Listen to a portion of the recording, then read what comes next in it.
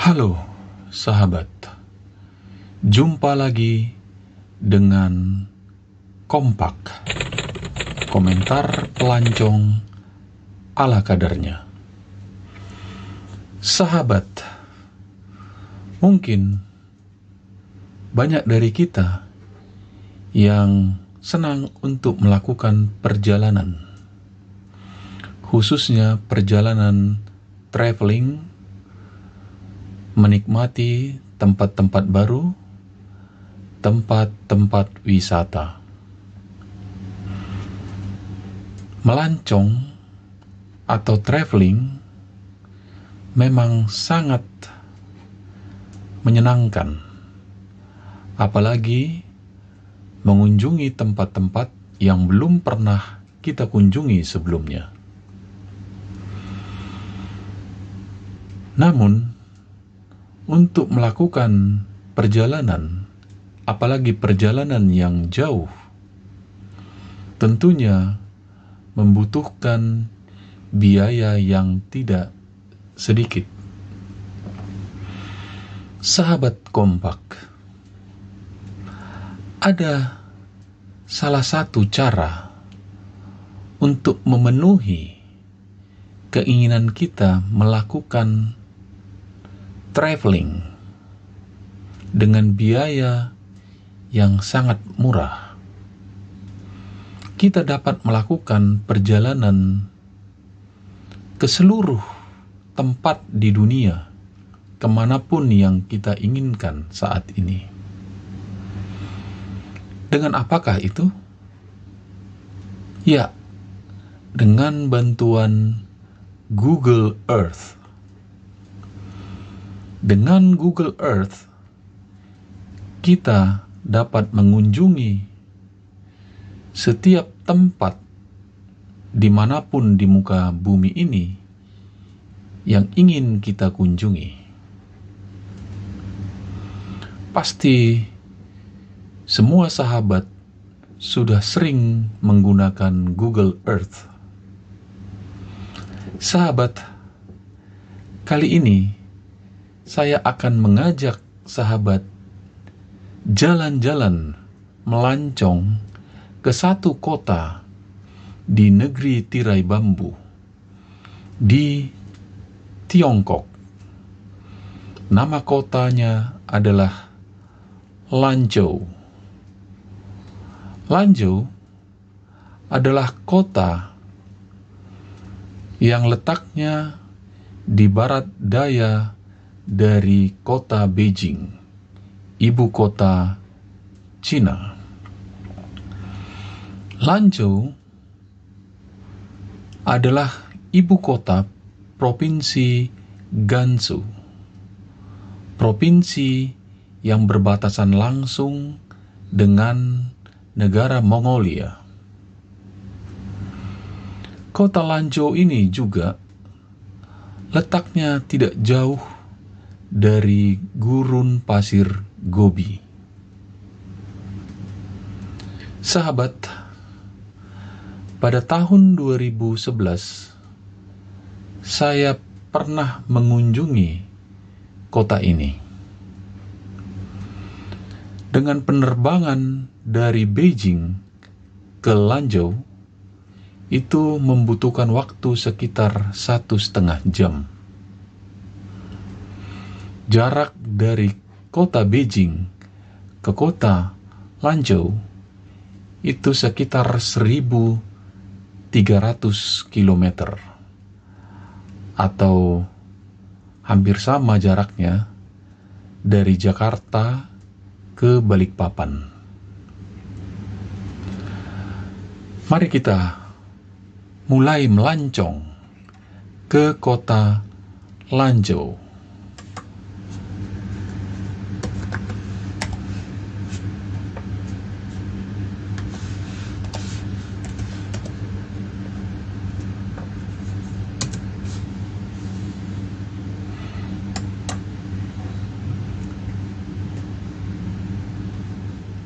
Iya, inilah kota Lanzhou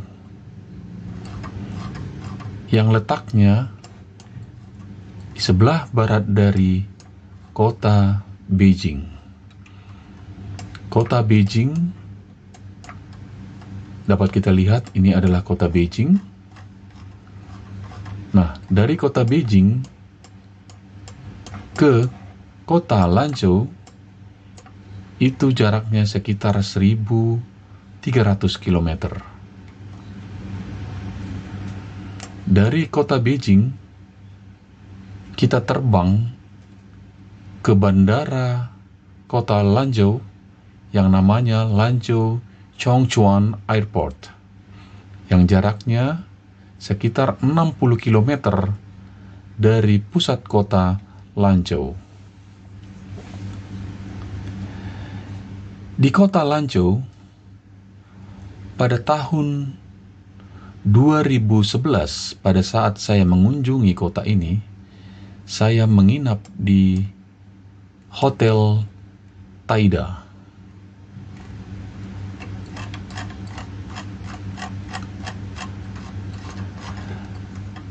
Kota Lanzhou ini adalah kota yang dilalui oleh Sungai Kuning atau Yellow River. Sungai terpanjang kedua di Cina dan sungai terpanjang keenam di dunia. Tentunya sahabat sudah tidak asing lagi mendengar nama Sungai Kuning atau Yellow River.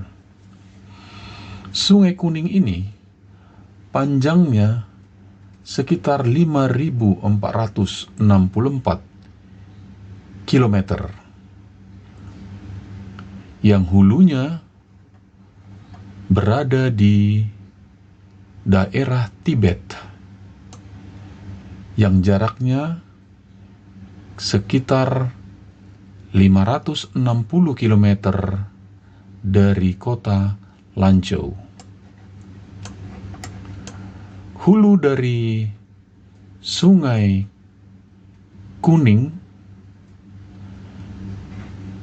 ini berada di danau yang berlokasi di daerah Tibet yang bernama Eling Lake. Inilah hulu dari Sungai Kuning. Oh iya sahabat, Sungai Kuning ini dalam bahasa Mandarin disebut Huanghe. Huanghe, saya teringat kisah pada saat saya mengunjungi kota Lanzhou pada tahun 2011. Pada saat itu, saya berkeinginan untuk mendatangi Sungai Lanzhou yang melintasi, Sungai Kuning yang melintasi kota Lanzhou. Nah, yang menjadi permasalahan pada saat itu adalah saya tidak bisa menggunakan bahasa Mandarin. Sementara supir taksi juga tidak bisa menggunakan bahasa Inggris. Pada saat saya mengunjungi kota Lanzhou di tahun 2011, saya melakukan perjalanan sendiri tanpa ada seorang teman pun pada saat itu. Nah, pada saat saya meminta supir taksi untuk membawa saya ke Sungai Kuning, terjadi miskomunikasi karena supir taksi tidak bisa memahami apa yang saya minta. Akhirnya saya membuka kamus dan mencari tahu apa bahasa Mandarin dari Sungai Kuning atau Yellow River. Dan saya dapatkanlah bahwa bahasa Mandarin dari Sungai Kuning adalah Huanghe. Langsung saya mengatakan kepada supir taksi pada saat itu bahwa saya berkeinginan untuk diantar ke Sungai Huanghe dengan sedikit menggunakan bahasa isyarat. Namun, supir taksi belum juga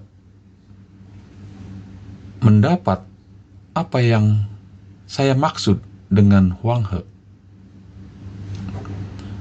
Akhirnya, karena berulang kali saya mengatakan Huanghe, supir taksi tidak memahami, saya langsung menunjukkan kamus yang saya pegang ke supir taksi dengan menunjukkan kata Huanghe. Pada saat supir taksi membacanya, dia baru mengerti ternyata yang saya maksud adalah Huanghe. Nah, inilah pentingnya intonasi dalam bahasa Mandarin. Salah intonasi tentu akan mengakibatkan salah arti. Jadi, Sungai Kuning dalam bahasa Mandarin dibaca Huanghe.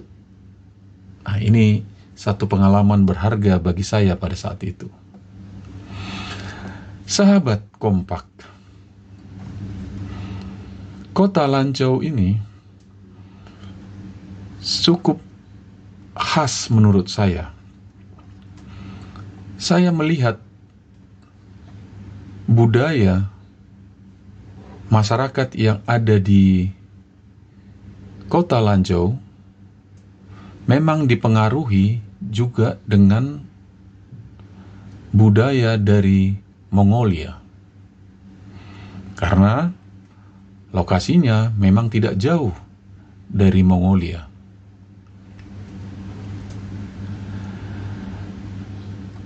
Ada yang khas juga pada saat saya mengunjungi Sungai Kuning. Di Sungai Kuning itu, saya menemukan pelampung yang dipakai seperti rakit, itu dibuat bukan dari kayu atau dari bambu, tetapi menggunakan kulit domba. Kaget bukan, sahabat? Kulit domba bentuknya utuh seperti domba, yang tentunya sudah dikeluarkan isinya dan dikeringkan, itu dibuat seperti balon. Sehingga balon-balon yang bentuknya seperti domba itulah dipakai sebagai pelampung. Nah, ini dipakai untuk seperti perahu yang digunakan bagi masyarakat yang ada di sana, dan saat ini digunakan juga untuk tempat wisata. Sahabat kompak, pada saat saya di Kota Lanzhou, saya juga sedikit kesulitan saat saya mencari makanan. Karena di sana para penjualnya tidak bisa menggunakan bahasa Inggris. Sehingga mau tidak mau, saya juga harus menggunakan bahasa isyarat. Ada satu saat saya memesan makanan mie, mie kuah. Namun saya menginginkan agar mie kuah tersebut tidak diberi daging apapun. Daging sapi, daging ayam, atau daging bebek. Namun saya kesulitan untuk menyampaikannya ke pemilik restoran. Akhirnya, dengan bahasa-bahasa isyarat, pemilik restoran juga mengerti apa yang saya maksud. Saya melihat juga masyarakat di Lanzhou orangnya ramah-ramah. Hal ini saya alami pada saat saya dilayani oleh petugas hotel. Walaupun di hotel, petugas resepsionis juga untuk kemampuan bahasa Inggrisnya terbatas. Sehingga pada saat itu saya ingat, di resepsionis sudah disiapkan buku yang berisi daftar pertanyaan dari tamu. Contohnya adalah menanyakan rate atau harga dari kamar yang kita pesan. Kita tinggal menunjuk di dalam daftar yang ada di buku tersebut. Kemudian petugas resepsionis akan menjawabnya. Saya merasakan keramahan dari petugas resepsionis, petugas hotel, khususnya di Hotel Taida ini. Pada saat saya akan pulang dari kota Lanzhou, akan menuju ke airport, petugas hotel yang adalah seorang resepsionis di Hotel Taida tersebut dengan ramah mengantar saya ke stasiun bus yang ada di kota Lanzhou untuk membawa saya ke bandara. Sungguh sangat ramah bagaimana mereka melayani tamu, khususnya tamu yang datang dari luar Cina. Pada saat saya di Lanzhou, juga saya sempatkan untuk berjalan kaki untuk melihat-lihat kota Lanzhou. Kota ini dapat dikatakan berada di lembah yang dikelilingi bukit-bukit tinggi. Nah, di sepanjang puncak bukit-bukit itu saya memperhatikan begitu banyak seperti tempel, ya. Tempel para biksu atau tempel Buddha. Memang ini ciri khas dari kota Lanzhou. Kota ini dikelilingi oleh perbukitan. Dari sepanjang jalan dari bandara ke kota, saya memperhatikan bahwa bukit-bukit itu cenderung bukit-bukit yang tanahnya kering. Namun saya kagum bagaimana mereka mengelola bukit-bukit kering tersebut dengan menanam pepohonan yang tentunya mereka menggunakan sistem pengairan dengan menggunakan pipa-pipa, sehingga pohon-pohon yang mereka tanam di daerah perbukitan yang tanahnya cukup kering itu bisa tumbuh. Saya memperhatikan beberapa daerah bukit, pohon-pohon ini sudah mulai tumbuh dengan baik, dengan subur, dan saya melihat memang ada instalasi pipa yang difungsikan untuk mengairi pohon-pohon yang ditanam tersebut. Mungkin saat ini bukit-bukit itu sudah hijau.